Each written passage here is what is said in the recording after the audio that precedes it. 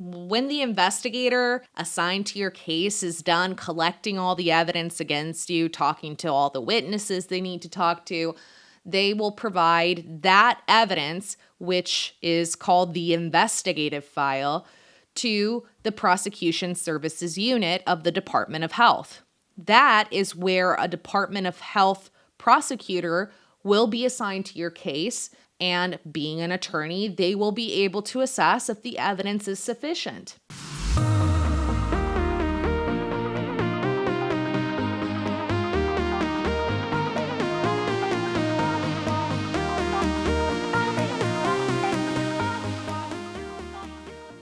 It's possible that the prosecutor will make a determination that the case does not have enough evidence, but it's not up to them whether to dismiss the case. That decision lies in the hands of the probable cause panel. And as the word describes, this is a panel of board members whose job is to assess whether or not probable cause exists to formally charge you. Because you see, while you're under investigation, your license is clear and active. That's because an investigation is not a formal charge.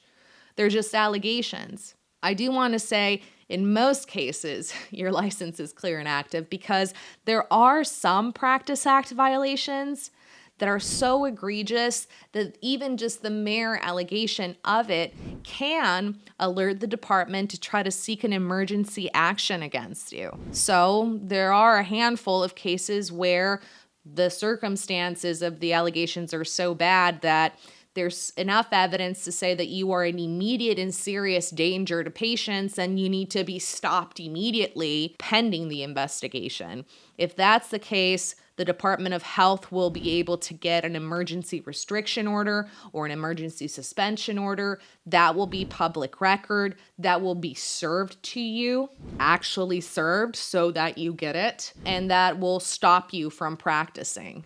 You can't practice while that's active. And we can talk about emergency actions in another video, but for today, you should know that unless you're accused of something truly, truly horrible, and unless there's evidence that you are an immediate and serious danger, while you're under investigation, you should be able to practice. The investigation is confidential and is not disclosed to anybody, so nobody will know that you're under investigation. However, if you're faced in a situation where you're applying for an employment position or credentialing and you're clearly asked whether you're under investigation, you cannot lie. So there is a fine line between what is allowed to be disclosed and what isn't. Presuming you can work, I advise that you do. Investigations last a long time. That's the other question that most of my clients have. It's not something that will happen in a month. It's not something that will happen in 2 months. In fact, in my experience, investigations last anywhere between 6 months to 2 years on average. That's a pretty wide range, right? And that can be overwhelming to most of you, but again, unless you are on emergency suspension, you can continue working. Do that because you may be so unfortunate that you will be facing formal charges. And if you're looking at maybe losing a job, you want to make sure that you make enough money before that happens. After the investigation is over and a prosecutor reviews the case, if the prosecutor wants to actually request that the panel press charges, they will provide the investigative file upon request to you or your attorney, and you will have the opportunity to actually provide a written response to the allegations that are more specific. Sometimes that's a good thing to do. Call a lawyer when in doubt. Let's say that you've done your due diligence, you've tried to provide a defense, and then the case is finally presented to the panel.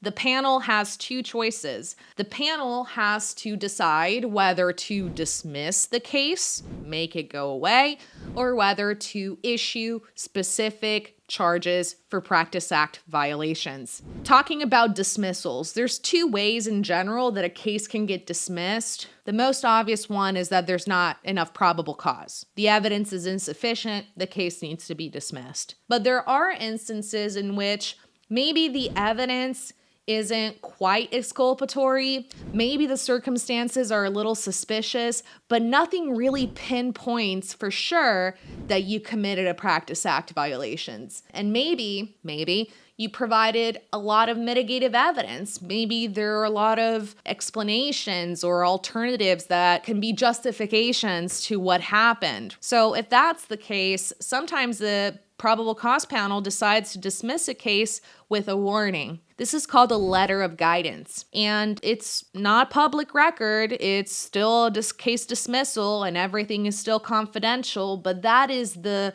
panel's way to tell you we could have moved forward with formal charges and decided not to. Needless to say, having an excellent response to the allegations, having an excellent defense that is proactive or aggressive might make the difference between a dismissal and a formal charge, because there are cases where the panel just decides to issue a warning. You should definitely take the time to review the allegations against you, to pay attention to them. Don't bury your head in the sand. Actually pick up the phone and call somebody, because waiting is the biggest mistake you can do. So many people look at the letter of investigation, check their profile online to see if their license is active, and they see that it is, and they just wash their hands of it. That's a real letter from the Department of Health. You do not want to ignore that. All of you that are watching this video, I am sure you worked really hard to get your license, and your profession is part of your identity, indubitably. So don't just ignore the letter. Call somebody, look at it, and be careful who you talk to and what you choose to disclose. So what happens if it doesn't get dismissed? If it doesn't get dismissed, you're going to be formally charged. That means that you're going to receive a formal administrative complaint, and that's going to be served to you. And the complaint will list the specific actions that you took or failed to take, which constitute Practice Act violations, and the statutes that match them. When you get this complaint, if you didn't call a lawyer before, you should do that now. And we really need to dedicate a whole other video to administrative complaints, and that is going to come up shortly, so stay tuned. Don't forget to hit that subscribe button. Don't forget to like this video if you liked it. If you didn't like it, well, it's okay. Thank you for stopping by, but be on the lookout. Those letters will be sent to the address that is registered under your license. Failure to receive it is not an excuse, so pay attention. You worked really hard for your license, so don't just give it up. Thank you.